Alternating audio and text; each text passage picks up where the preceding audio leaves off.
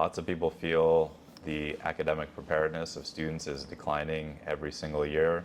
We're falling behind other countries measured on any objective scale. What are the core problems in our schools and how do we fix them? And then on top of that, a lot of people have concerns that our schools are becoming too political and some of the power is being taken from parents to influence their own kids or guide them. But is that the parents' fault? Is it the teacher's fault? Is it the legislature's fault, which you seem to put everything on? So just talk in general, because this is your expertise for the last 20 years. It is, and I do have some concerns because most of those people are right. There are issues, there are problems. You know, having been a teacher, having been a union president for CTA, knowing all the inner workings of CTA, knowing the other side on the school board situation, things that we face, whether it's the hiring of new teachers. We need to go ahead and have reciprocal agreements with other states, that when a teacher has a credential to teach math in Illinois, they can come and teach math in California. But they can do that right now, but then they have to take additional classes for the state of California. Okay, so there's additional things that are put upon them to do it. We need to get away from that type of thing. AB 1955 is the big thing right now, of course. That was the parental rights. And just give the summary of that for people who aren't aware. It's the parental rights, saying that the school districts and the teachers cannot let the parents know about name changes, transgender, can't let them know basically anything about the student, what's going on, unless it's strictly academics. Sure. Anything else, parents aren't allowed to know. Basically, the state, with AB 1955, decide they want to be the parents of our children and to raise our children. Okay, I'm completely against it for a couple reasons. One, I believe in transparency. Okay, basically that school boards, teachers need to be honest with parents. Parents need to be involved in their education of their kids. Okay, they're going to lose that trust of the teachers. You know, the parents are not going to trust the teachers to tell them anything because of that bill. Okay, why should they? Okay, parents and the voters that put in the school board are not going to trust the school board because they're trying to hide things. They're hiding it from them. You know, and the other thing that's really amazing to me is that if a student came out in school, and this in a small county like ours, in small communities, if a student comes out in school and says, yes, this is what this is who I am, this is what I am, it's already out in the open.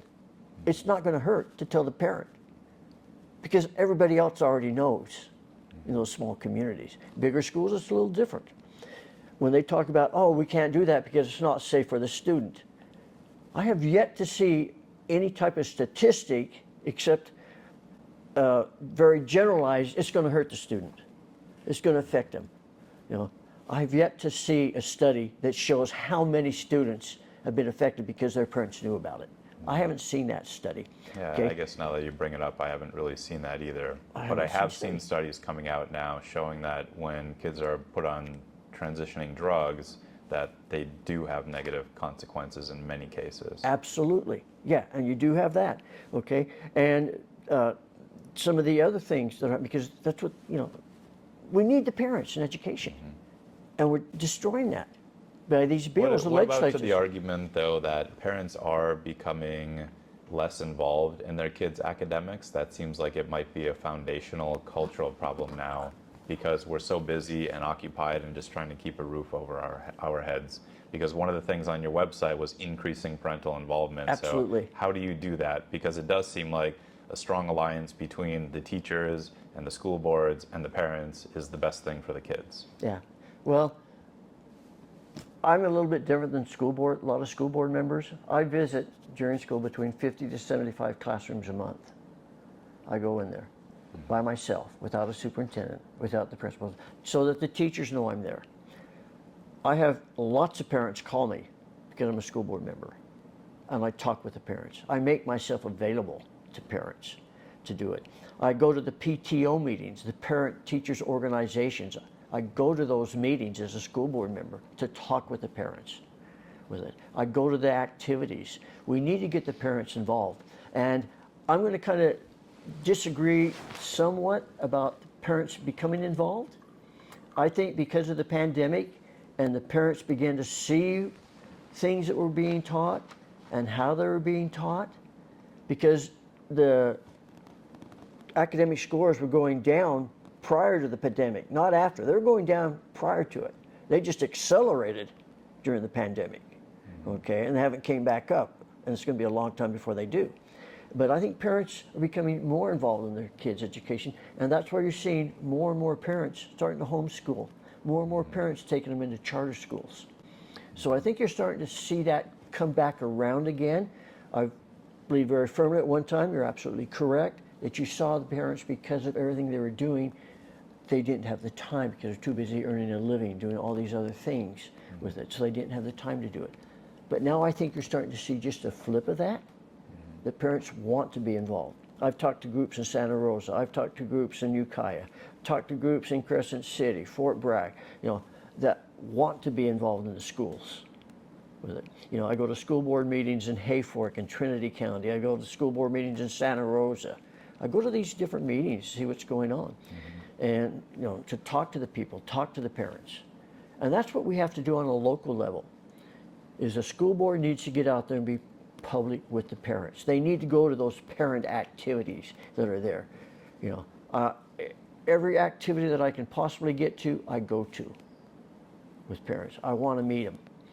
I actually represent a small school that was called Margaret Keating School in Klamath, right where the Klamath River is. And most of my district, a lot of my district, is tribal lands with the Eureka tribe.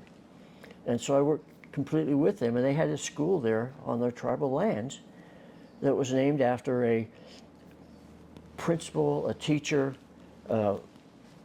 in the past. None of the tribal people liked her.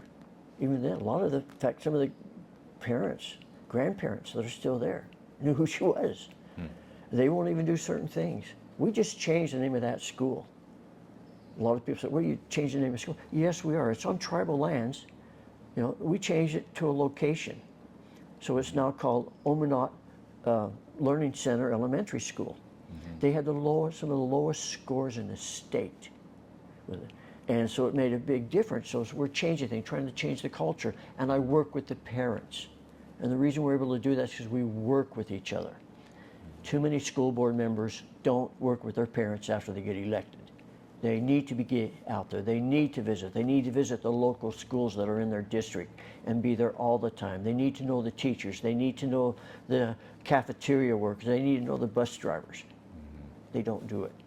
And that's what needs to be done. When you see that, then you'll start seeing more and more parents do it.